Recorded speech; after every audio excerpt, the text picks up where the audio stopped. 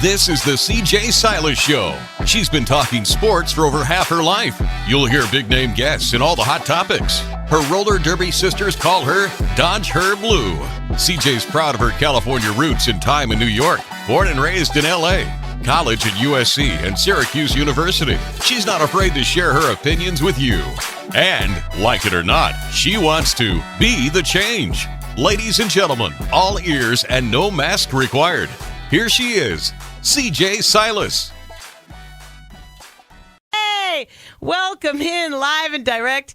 It is the CJ Silas Show, and this is ESPN Radio 1280 AM and FM 101.7, The Ticket. We're in the studios in San Luis Obispo, and I'm sitting here, and I'm doing my show prep, and I'm getting ready, and I'm really excited that we've got college football, Cal Poly starting this weekend, if everything goes well, if there's no COVID obstacle. Same with Hancock College, really everywhere around the country. And then next week, we've got the NFL starting on Thursday. And I'm getting ready for the show, and I'm kind of passionate about this Deshaun Watson story because I'm a Miami Dolphin fan. And if he becomes a Miami Dolphin, I'll probably have to find a new team after 40-plus years as a fan because I won't have any part of that. And I'm doing this, and I'm doing my prep, and Rachel comes in, and she's like, CJ, did you look at the notes that I sent you? And Gabe sent me a message. Did you look at the notes I sent you? These are my interns. And Ralph's in here, and I'm like, I didn't really wrap my arms around some of the stories because they always send me stories that they think are interesting.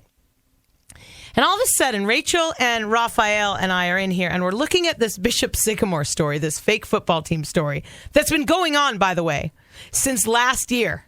They played 6 football games last year, and the story's just coming up now, and I'm guessing because they were on TV. I'm guessing that the story wasn't a big deal last year. It got easily ignored and forgotten and missed because of what we were dealing with as a country in the pandemic. And then all of a sudden, over this past weekend, there's this random game with this school called Bishop Sycamore, which, by the way, I'm a graduate of, and I'm not surprised because it was a great sports school when I was there. I still go there, if you know what I mean. This game's on TV, and they're playing IMG Academy, which in itself is kind of an odd entity, if you know anything about it. It's legit. It's this training ground for young athletes. It's a training ground for young men and women who are, I don't know for sure, I haven't been there, high-level athletes, great expectations on their careers. And they're playing against this Bishop Sycamore on TV. And what it made me think of is while I'm prepping my Hancock football game this weekend, opening up on Saturday for the first time in 2 years, playing Santa Barbara, the prep that I do about the other team is just as important as the prep that I do about the team that I am a voice of. So if you are a responsible announcer, if you're a responsible coaching staff, if you're responsible athletic communication staff, you're learning about the team you're playing against leading up until that game. I mean, I'm literally been in on Santa Barbara City, the Vaqueros all week, also on the Bulldogs of Hancock because the season's opening this week and we didn't have football last year, so I got to kind of catch up with all these players. And I'm doing my prep and I'm like, wait a minute. Hold on a minute. Stop. How on earth did this football game on ESPN ever frigging happen? How could any responsible professional human not know enough and not learn enough about this fake school that has like drunk 21-year-olds showing up to play high school kids? And I joke because it's hilarious to me. It's not that serious to me, and I think it probably is more serious to some of the players that played against this fake school. But I can't even tell you, I'm sitting here and Rachel's reading about it, and Roth's reading about it, and Gabe's reading about it. All my kids are saying, CJ, you can't just ignore this. I mean, it's all over social media. And then I also realized, as I'm listening to sports radio today, nobody's talking about it. And I don't know if it's because nobody wants to say anything bad about ESPN or their sisters and brothers in the media that fell for this nonsense. But there are so many question marks on this story. Some online charter school, and they were scheduling high school events, and there's a marketing group that might not even exist. And And they were matched up for games against powerhouse schools. That's what they're calling IMG Academy. And they said they've got a number of Division I prospects on their roster. And that all doesn't seem that would be that easy to verify if it's not true. It even makes me think about, like, the commentators. Did anybody question that before going into this game? And then there's this rule about you can't play 3 games in the same weekend. And it's the most hilarious. I feel like it's almost like a docu-series by Borat. Like, I kind of feel like this is a joke. Like, it didn't even really happen. But guess what? It did happen. And there are reports that the coach is a criminal and has arrest warrants out for him. And it's just so crazy. And I think in every high school rule book that we've ever seen, you can't play 3 games in 2 days. And then there's this idea that it was a school in Ohio, but nobody can find it. And let's see, let me just see the history. We've been looking at this. You can't even really find a good timeline. I think Sports Nation did something about it online, but we were using our own investigative reporters, the Cal Poly journalism staff that I love and want them to do the work so that they can learn. So I guess there was an 0-6 record last year in the middle of a pandemic. I didn't notice it. And then this team played Archbishop Hoban, a college prep school in Akron, Ohio, which seems to be a legitimate school. And then another school in Pennsylvania later in August, and then they lost to them, and that seems like a legitimate school, right? Am I on the right path, interns? Okay. And then the one over the weekend, I mean, IMG Academy is this, like, kind of boarding school-ish, expensive place for kids to go and learn to be the best they can be at their sports. It's not just football. And they lose, and they're on TV. It's crazy to me. And the reason I bring it up is because I'm a junior college football announcer. And if that was a school playing Hancock, don't you think I would have caught some things and called my athletic director or my communications director or even my head coach and said, I can't really find any information about this school. And the fact that it got on TV is kind of hilarious. And I hope that, I'm sure there's going to be anger about it, and I'm sure there's going to be frustration about it, but I'm finding a lot of humor in it, and maybe that's not cool that I'm finding a lot of humor, but this marketing group was trusted by the worldwide sports leader. I'm not even sure.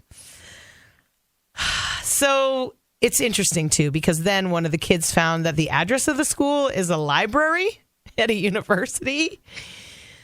Oh, my gosh. I guess today they finally fired the head coach, right? Who could be a criminal. We don't even know that. And there's an athletic director that is upset because he thinks it's not fair that people are saying he's running a scam.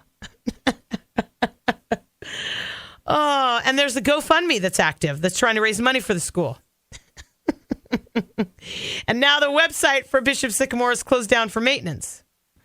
And now schools are backing out. I don't want to talk about this anymore, but because my interns and I have been kind of looking at this story all day and wondering what was really all about it, I didn't think it would be responsible of me as a sports talk show host who finds humor in things whenever possible to not bring up this story because it's a joke. The whole thing is a joke, but it's not because it's happened. It's happened in 9 schools. Well, no, I think less because I think some of the schools that they played last year and then they played them again. Wow. Hey, guys, you go grab a 6-pack. Let's go put together a team and see if we can pretend we're a high school team and then go out and play other high schools. Maybe, come on, let's just try it. Oh, but it's never going to happen. No, come on, let's just try it.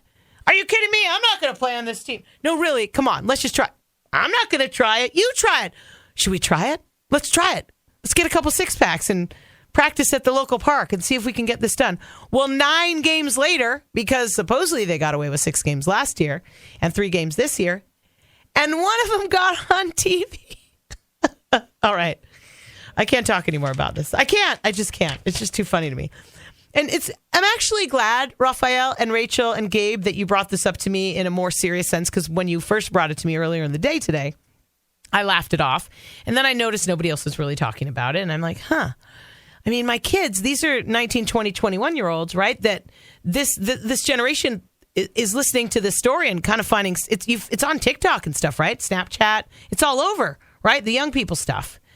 I haven't seen it much on Facebook. I might look it up, but we're going to talk more to Rolf about this because Rolf was on the production crew of the MLS All-Star Game last week in LA.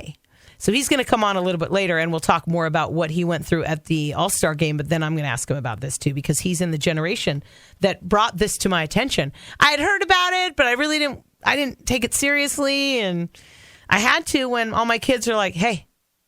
So as the day progressed, we decided in our pre-show meeting that we better at least laugh about it because it's hilarious.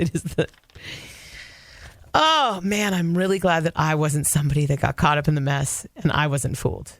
Because my parents would be really upset that we spent that much money on USC and Syracuse, two of the most prestigious universities in this country, and that I could fall for something like that. Woo! I feel good about that. Seth Damron, head coach of the Allen Hancock College football team. Don't let me ask him. Let's get this all out of the way before he's on the show. Because I don't want to ask him that. Because he's serious. He has serious things. He's been the head football coach of a football team for 2 years. He didn't get to coach last year. And he's getting focused and ready and keeping his kids healthy and safe to play Santa Barbara this Saturday at Allen Hancock Field. And if you can't get to the game, which, by the way, if you wear a mask, you can come to the game. I think if you have a vaccine certificate, you can come to the game. But also you can watch it on athletics.hancockcollege.edu on Saturday at 2 o'clock against Santa Barbara. We'll talk to him in a little bit. I'm so excited for local college football to start. Didn't realize I was going to have to talk about some local college football kids, some college football kids playing against high school kids and pretending they were from high school. It's just, wasn't there was a kid that went to the College World Series. Yeah, look that up. Rachel, look that up. It must have been 20 years ago. Rachel, she'll find that. There was a kid that pretended to be a Little League kid, and he was actually older, and he got caught. That's the last time I heard about anything like this. It's hilarious. We forgot to give away our gift last week to our contest winners, so we have to do that. Don't let me forget, Rolf. We'll do that in your segment, okay, before the coach, because that's what happens. I get a guest on the show, and then I forget because I want to talk to the guest all the way till the show ends. We'll get to that. Black History is coming up as well, but I do have to mention this. Is there still time for people to get in if they go to the Instagram post? They share it, and they tag a friend and comment. Oh, comment on it, and then you'll get in. I've got all the names in the hopper. Remember, the hopper is where we put little pieces of paper.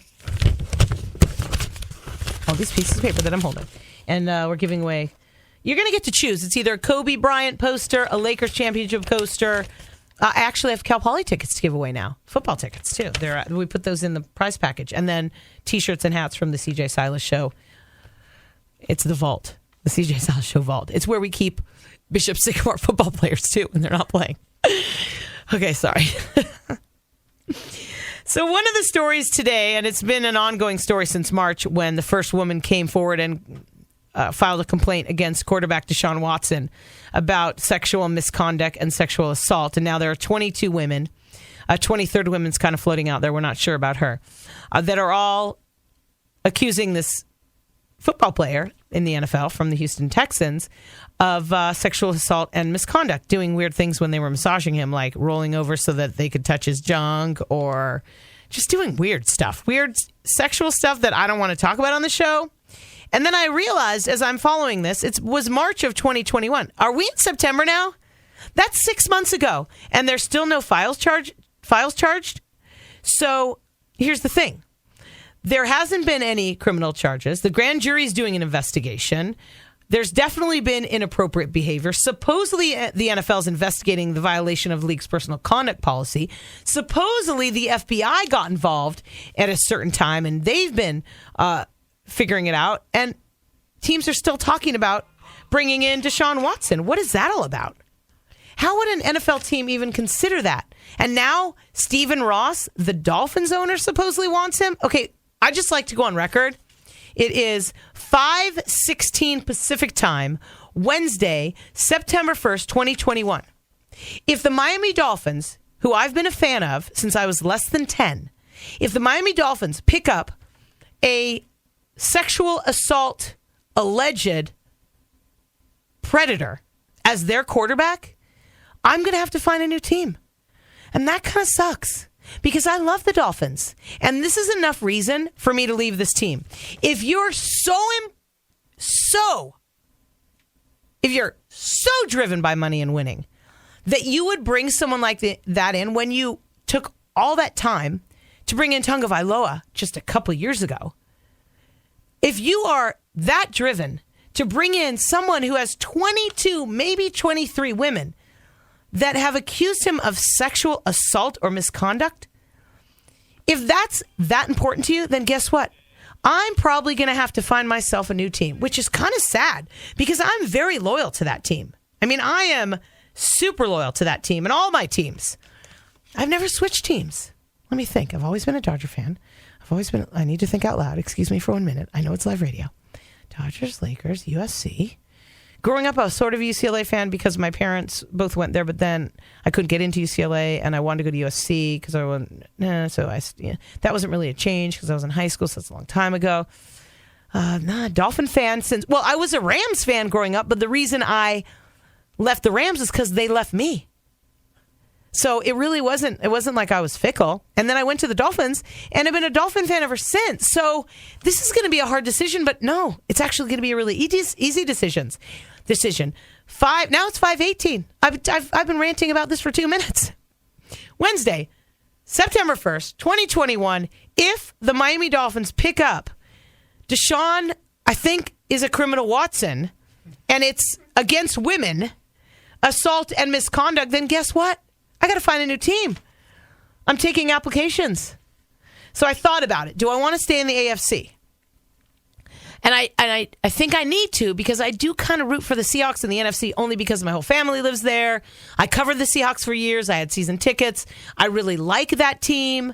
It's sort of like being a Mariners fan in the American League. It's kind of what I've done over the years because I've spent so much time in Seattle since high school, and my parents retired there. But I can't. I've already got the Seahawks. So if it's an AFC team, I have no idea who it's going to be because the only other team I thought of was the Saints just because I love the fleur-de-lis, but they're in the NFC, so I don't know. I'll be taking applications starting next week. The minute the Miami Dolphins, if they seriously pick up Deshaun Watson, the minute that happens, I will be taking applications for a new NFL team. And everybody out in the CJ Silas Show listening audience, if I pick your team, you're going to get one of everything out of the prize vault. One of everything. A CJ hat, a CJ shirt, tickets to Cal Poly, and a poster. And I might even throw in one of my fancy bobbleheads. So disgusting. Oh, my gosh. Oh, and by the way, Major League Baseball just recently put Trevor Bauer on administrative leave, and it's only 2 women that are accusing him of something. 2 women. He's still getting paid by, unfortunately, the Dodgers. But the Major League Baseball entity thought smart enough, let's put him on leave until this is figured out. And it's only 2 women that we know of. Whereas the NFL did not put Deshaun, I might have been sexually inappropriate to 22 or more women, Watson. He's still getting paid, and teams are still thinking about actually trading for him because he says he doesn't want to play for the Texans. And he's still on the Texans roster, but he's not listed as a quarterback. He's listed as an other. And he's got over 20 women, and the NFL can't figure out a way to put him on administrative leave. What the hell is wrong with the NFL? Oh, don't get me started. There's a lot wrong with the NFL, especially when it comes to the way some of their players treat women, have treated women. Whew. Okay, I got to get off this. I'm going to go to something celebratory, okay? Instead of doing this now, we're going to move on. I'm crunching up the piece of paper that had Deshaun Watson on it and Bishop Sycamore, my alma mater. All right. Black History. We are celebrating Black History every week on the CJ Silas Show. Every week. We are celebrating activists, artists, musician, actors, coaches, players, retired, still playing, passed away, alive, Olympians. Everyone, black and brown people that have been important to our country and that have been trying to help move us forward when it comes to equality in this country. And because I saw the movie Respect this weekend, I think it's a biography or a biopic about Aretha Franklin, and she passed away in August. I think that we definitely wanted to have her included. She was born in 1942. That might be why we picked her too, because she was born in 1942, and 42 is my favorite number. She's often referred to as the Queen of Soul. She's twice been placed 9th in Rolling Stone's 100 Greatest Artists of All Time. Aretha Franklin recorded 112 charted singles on Billboard, 77 Hot 100 entries, 17 top 10 pop singles, 100 R&B entries, and 20 number 1 R&B singles. Franklin was awarded the National Medal of Arts and the Presidential Medal of Freedom. She's one of the best-selling music artists of all time, having sold more than 70 million records worldwide. Aretha Franklin became the first female performer to be inducted into the Rock and Roll Hall of Fame in 1987. She gave hundreds of thousands of dollars to civil rights groups, at times covering their payroll. She performed at benefits and protests during her entire career.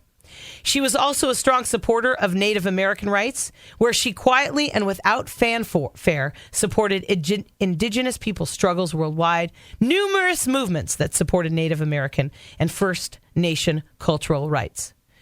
Martin Luther King was one of her male mentors. He was with her, and she was with him, supporting all of his causes, his marches, and his protests until he was murdered.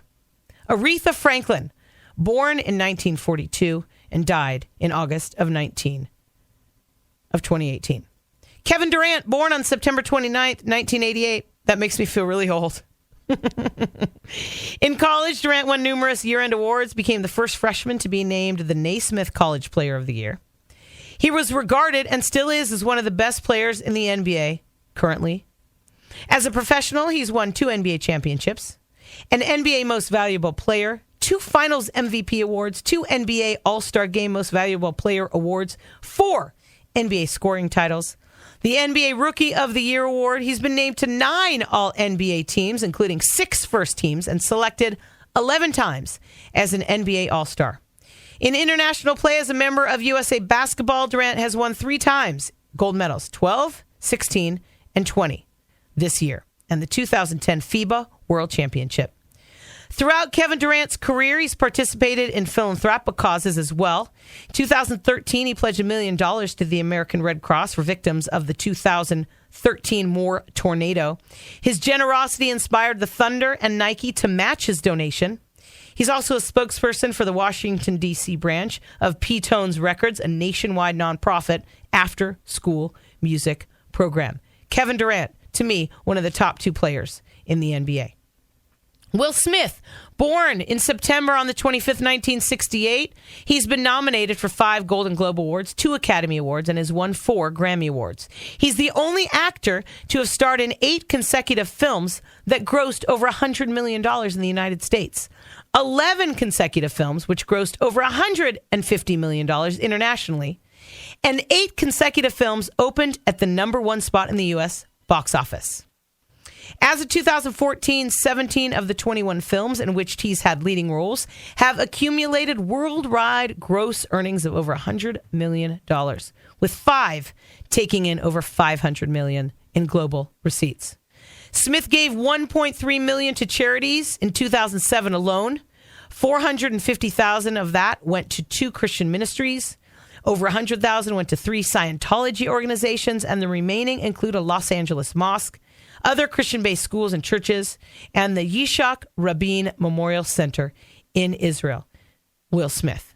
We're celebrating Black History Month all year long on the CJ Silas Show in honor of the murder of George Floyd, in honor of getting things shifted and changed once and for all in our country, for equality. All people being treated the same, having the right to earn the same amount of money, having to live wherever they please, letting their children go to any school that they want, making the same money as everyone else. We will continue celebrating Black History on the CJ Silas Show every week, and we try to surround it around the month that these pioneers have been born or succeeded, or with Aretha Franklin, because I saw the movie and she passed away in August of 2018. I want to thank my partners for letting me be absolutely out of my mind today about so many things and finally admitting to everybody that I went to Bishop Sycamore. Thanks to Dr. Daniel Lapidus and Larry Ackerman. They keep my teeth healthy and strong. Dermatologist Dr. Brad Kurgis. He keeps me looking 20 instead of my age, which is in my 50s. The Slow Wellness Center. The Avila Bay Athletic Club and Spa, where I was today doing a lot of ab exercises. It was beautiful, outdoors, and safe. Michael Moore Sports Recovery. Joy in Shell Beach. And California Fresh Markets, where I shop on 5 Cities Drive in Pismo Beach. Foothill Boulevard in San Luis Obispo. And El Rancho Market in San Ynez. They've got their olive bar back out. My favorite chocolate-covered orange slices are in the deli. They're so good. Go look for them right next to the most amazing truffle roasted Marcona almonds. Just saying. Coming up, Raphael, my intern. He's now a producer. Well, in my mind. He was at the MLS All-Star Game last week. We're going to talk about that. And then Allen Hancock football head coach Seth Damron also coming up on the CJ Silas Show. In case you miss it, you can't listen to it live, please find our podcast wherever you listen to yours, or just make it easy. Go to the CJSilasShow.com. Oh my gosh, I'm so fired up. It's the CJ Silas Show. It's Wednesday, and you're listening to us live on ESPN Radio 1280 AM. Is this on? And FM 101.7, The Ticket.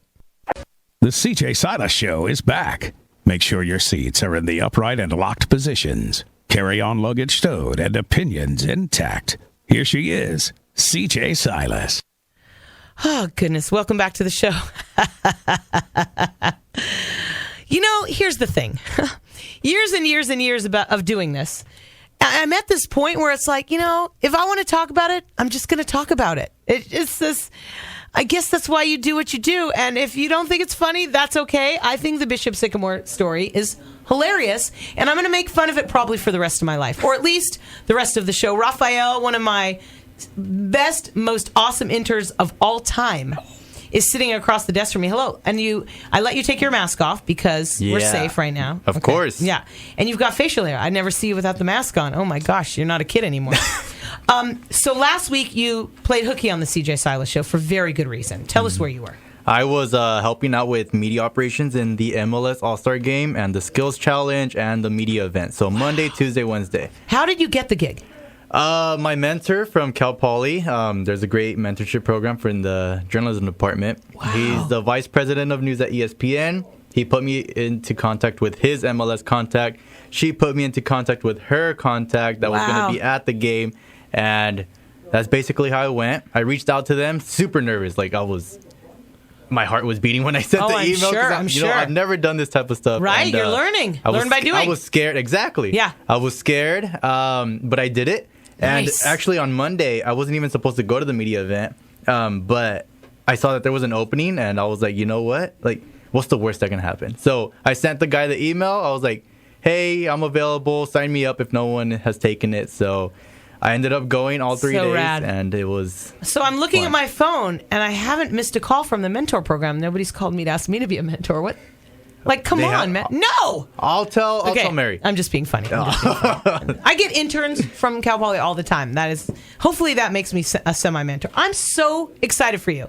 And you were there all week. Mm-hmm. And what were some of the things you did? Networked really? A lot. So I was hanging out with the communications people from LAFC, good. LA Galaxy, the MLS in general, Inter Miami.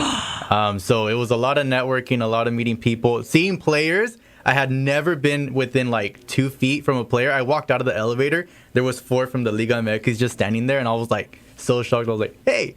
And they asked me how my day was, and I told my girlfriend right away. I was like, the goalkeeper from your club just asked me how my day was. She was so jealous. And I shook hands with some broadcasters from Fox Deportes, ESPN FC, and just other people that were there. Just incredible.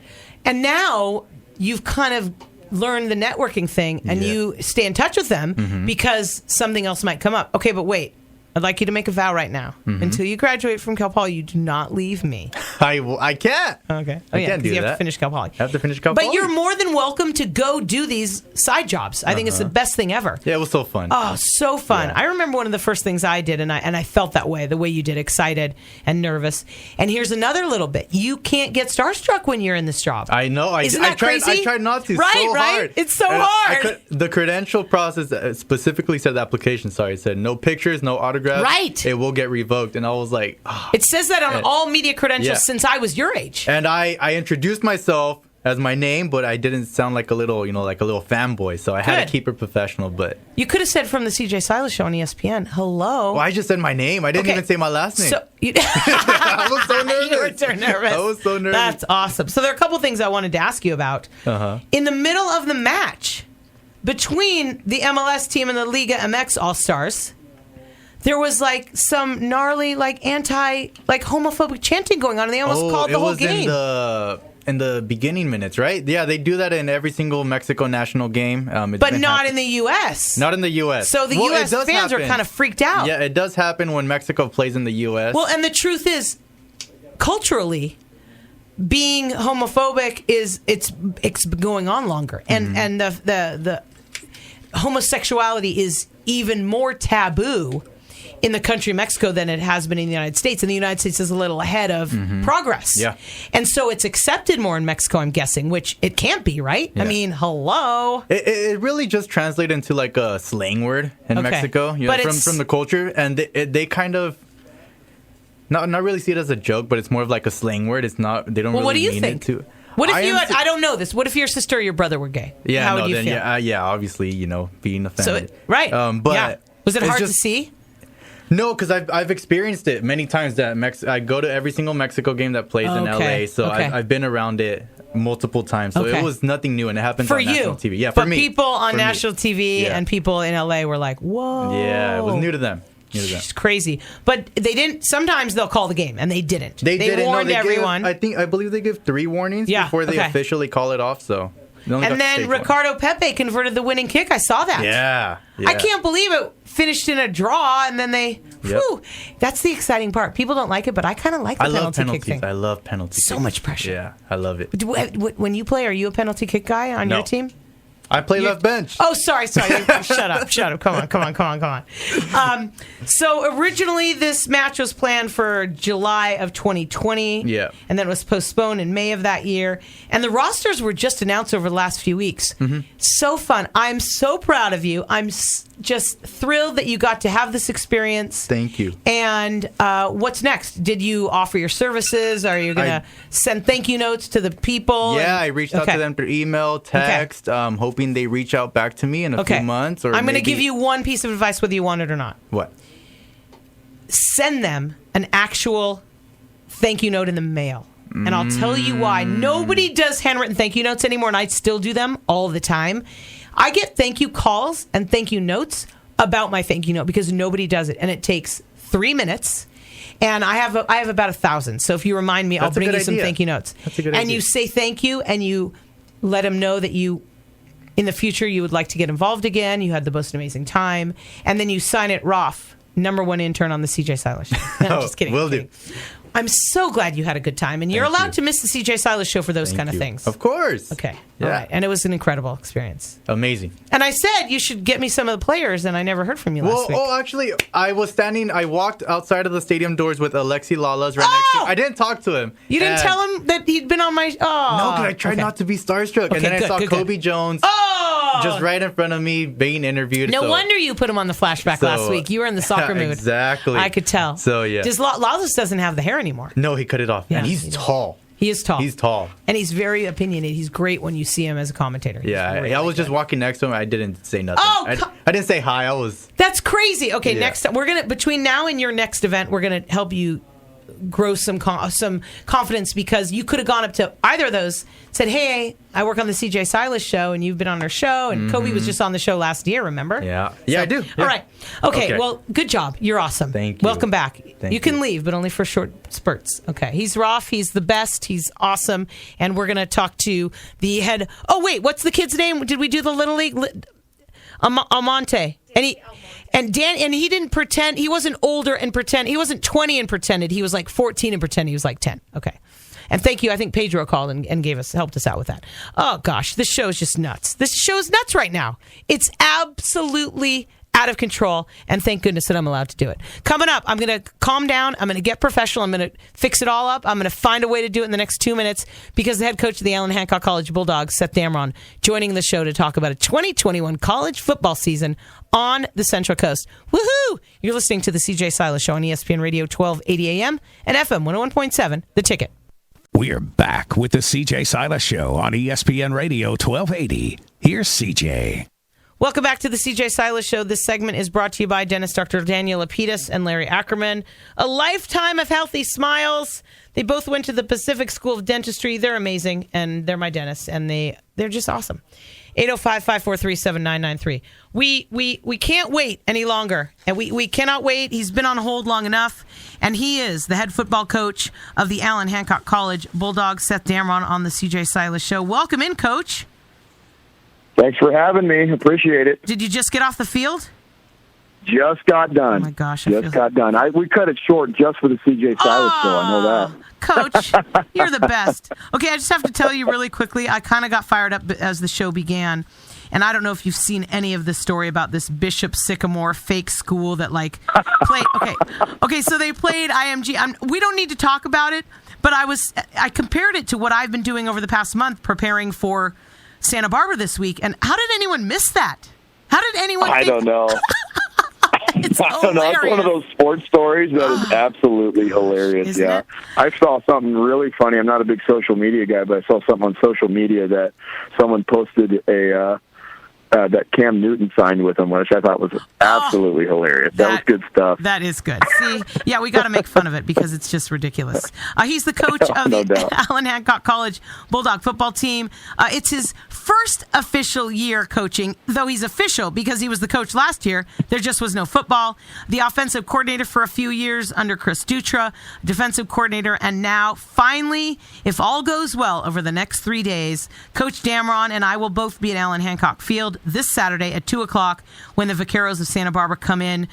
First, before we get to this week, what was your life like in a year with no football? Still hectic.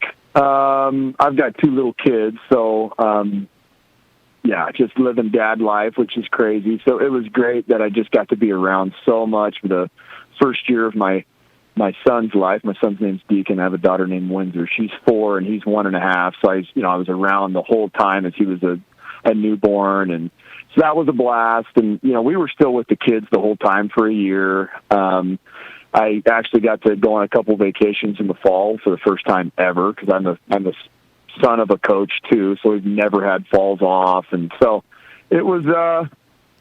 I mean, you know how life is. No matter what, it's going to be busy still. So, but it was fun. But I'm excited to get back to it and have those Saturdays to look forward to on game day. So, yeah. A lot of people said at all different walks of life that the blessing of this awful thing, if we can even find one, is more time with the family, especially parents that worked out of the home, one who might have even traveled with their job. And it was because you have to find the blessings. And the fact that you got to do that, even though you didn't have your football kids, you had kids in a time when you don't normally get to spend time with them. So that's pretty cool. For sure. Helped you keep your spirits up, I'm sure. What about player engagement in 2020 with any of the Bulldog football players? How did that go down for you last year? So, first, our Hancock has just been above and beyond supportive of the athletics department. So just our administration top to bottom it's just a great school for it. And so they've been supportive the entire time, understanding the importance for kids that are athletes to get out and be active. And so we've been working in, at the beginning, small group pods as we were all trying to figure out how does this virus exactly spread? So we were in small group pods working them out. We did it all fall. We did it all spring. Our school and our training staff, our athletic administration, the school administration has always found ways for us to be able to be in person with kids. So I've been in person with kids the entire time. So that part's been really good. it gave us a chance to really recruit hard, and I think you're going to be able to witness that on Saturday, that we've got a talented group of kids. So I was on the phone. I'm always on the phone, just as a recruiter and as a head coach, but I was on the phone a lot, just talking with kids from out of state. People hit the Zoom stuff really hard. I did it some. We didn't overdo it. I wanted any time that we were going to be together in a full group, if we were going to Zoom, that was going to be a big deal. It was going to be about an important topic. So, but yeah, we got to be in person a bunch, and then for our out-of-state kids, I just stayed on the phone with them, and our retention was actually super high, surprisingly, through all three of these recruiting classes. So, we got a lot done in that year, quote unquote, off. You mentioned out-of-town kids, and when I was going over the rosters this week and looking, and I'm like, if I'm counting correctly, there are less than 40 kids from the local area and over 60 kids from out of state. And the blessing on that is junior college is free in California, which is such a nice thing. It's such a good thing to get kids to come to school and be passionate about it. It's so bizarre, though, that there are so many kids from out of state. And how do you now, with that high of numbers, Coach Damron, keep everybody safe, focused, and understanding what's important? Yeah, first of all, the local draw of the Central Coast is always going to be around that number. We're always going to be around 40-ish from an area on any given year. That's usually what we are. We recruit hard. I mean, every player that can play college football, that's good enough to play college football, has an offer to come play football for Hancock in our local schools. We go to every single school every single year. We talk to the coaches. We have relationships with them. So our backbone of our program is going to be our local draw. But everybody knows, especially with the schedule that we are now playing, we will not be competitive if we don't supplement it with out-of-area, out-of-state athletes. And over the years, Hancock has always, generally carried anywhere between 40 to 70 out-of-state players in a given year. That dates way back before my time. We have a great connection with people that have come to school here from all across the United States. And you mentioned looking at the roster, we got kids from Pacific Islands all the way to the East Coast and everywhere in between. We got kids from everywhere. So, we have cast a huge net over the years, and because of that, we have a great connection with a lot of coaches from all over the place. So it's really, this year especially, it's really a blessing that we've been able to bring in so many kids from out of area and bolster our roster size to over, we started out at like 120. Which we're going to need. We need every bit of depth that we can get for the schedule that we're going to play. It really helps. It helps us as a team to be competitive. It helps our practices. It helps our kids compete against each other in practice. We're really deep in positions that we haven't been in the past, and like I said, we're going to need it. So, excited to get out there Saturday and see, just get a picture of just if we are any good. The jury's still out. We got to play a game. So he played at Bakersfield. He played at Colorado Mesa. He coached at Humboldt State, Colorado Mesa, and he's been at Allen Hancock College. Now we're going to call it the sixth year. He was the defensive coordinator for a year in 2019, which, by the way, was probably the best Bulldogs defense we've seen in almost 20 years. And it's a testament to the trust that former head coach Chris Dutra put in you, moving you from the offense to the defense, and how open-minded both of you have been. How is it like? What is it like to have your former head coach now still working with you as the associate and helping with the offense? So in a lot of situations, it would be really hard. You got a guy that you worked under, and all of a sudden you have to switch roles, and now you're telling that person what to do. In a lot of situations, it's unorthodox for sure. Not a lot of places do it like this. Coach Dutra and I, but you even notice what I call him. I call him Coach Dutra because that's what he is to me. He is a life mentor. I have an unbelievably great relationship with him. We've always had a great relationship. We get along so well, even though And this isn't me taking shots at you, Coach, if you're listening. But he's old. He's much older than I am. He's 20 years older than I am, or whatever it is.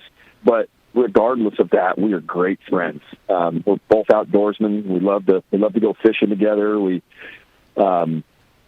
My family goes to his house. His family comes to my house. We're great friends, and our working relationship has just been off the charts good. And this isn't lip service either. A lot of people say things like this. This is legit. Like, we have our coaching staff in general just has a great working relationship together, and I think it stems from him and I, how well we've worked together, how well we've gotten along. And so he's put a blueprint into place of how to be successful at Hancock, and that was put into place even before his time by Coach Eames. And it makes it easy as a head coach. You just got to walk in those footsteps. Obviously, I'm going to have my own twist on things, just like he did when Coach Eames put him in charge. And I'm just very, very grateful to be here. Very grateful to him. Very grateful to our administration. And again, that's not lip service. I'm in an awesome working place to work. I've been places, everybody's been at that job that you don't like going to work every day, and this is not the case here. It's a fun place to go to work, and we get along so well, and the kids feel it. So, I can't say enough good things about Coach. That's so cool. He is the head coach of the Allen Hancock College Bulldog football team, Seth Damron, joining the CJ Silas Show. You can find him at Seth W. Damron. And just so you know, I'm the same age as Coach Dutra, so you are aging me too, by the way. Just so you know, Coach. Sorry. Well, listen, good luck this weekend. We will have you back on the show maybe midway through the season to take a look at how it's gone and what it looks like in the future. I wish you the best of luck. I'm so excited to have you. When I had you on the show right before the pandemic, you're so gracious. You spent time with me on the phone this week to talk to me about the players, and I'm very grateful to have a coach like you following in Dutra's footsteps to stay in contact with me and be communicative and know that, I'm on the same team as you. I'm not a homer, but I'm also not one of those consistent and persistent criticizers, because all I'm supposed to do is paint the picture, and that's what I plan to do. And I'm really glad to have you as the head coach of the team that I work for. Well, we appreciate you, CJ, and hopefully we can get a couple wins under our belt this year. Go Bulldogs. Yeah, go Bulldogs. Thanks, Coach. We'll see you Saturday. All right. Bye. Coach Seth Damron from the Allen Hancock College Bulldog football team. My gosh, that energy. It's amazing. Okay, Rolf was pointing at me. Rachel was throwing things at me to tell me to stop the interview so I could give away this contest because I didn't last year. So hand me the hat, Rolf. We'll let Rachel pull one. Okay, it's right here, Rachel. Rachel, put your hand in this CJ Silas Show hat and pick one.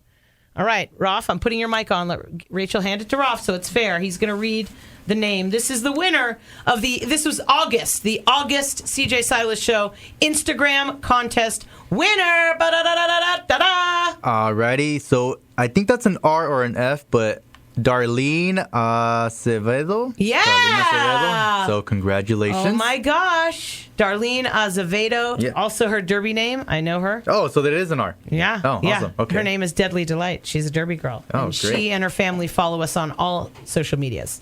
Awesome. Yay. Congratulations to Deadly Delight. So we'll send her out. Thank you, Rolf. Thanks for making me do that because last week I forgot. Yeah, I'm awful. Okay, thank you so much. It is the CJ Silas Show. And let's not forget, once you put your name in the hat, it stays there all until we run out of prizes. So all you have to do is go make a comment on the Instagram. Is it the same one with the guy that won the last time? And then next week, hopefully Deadly Delight will come in and we can take a photo of her and get her picking up her prize. And then we'll make that the post. All you have to do is put your name in the hat once by following the CJ Silas Show on Instagram and making a comment and just being awesome and showing up for us, because otherwise we'd be talking to ourselves. And who wants to do that? It's time for the Cal Poly Sports Update. We already talked about Allen Hancock College football. Cuesta and Hancock both competed in the Tour de Cuesta, the first cross-country race in forever. The Bulldog men took third place. Next up, the Cougars are at the Fresno Invitational, and Hancock is at a Canyons Invitational. Cal Poly volleyball lost to number 13 Louisville and to Arizona State, but then swept Texas A&M. And next up, they're hosting Texas A&M. That's tonight with fans at 7 o'clock. You still have time. It was 648 days since there was last a volleyball game inside of Mott Gym, and the Cal Poly football team at the University of San Diego. That is this coming Saturday. Open up Big Sky football. Your Mustangs. Coach Bo Baldwin will be on the show next week. Don't forget, next week after the Dodgers. I'm out. Thanks for listening to the CJ Silas Show. Find her podcast on the CJSilasShow.com. Follow her on all social media platforms, including her YouTube channel. Make an appointment to listen every Wednesday on ESPN Radio 1280 AM and FM 101.7. CJ out.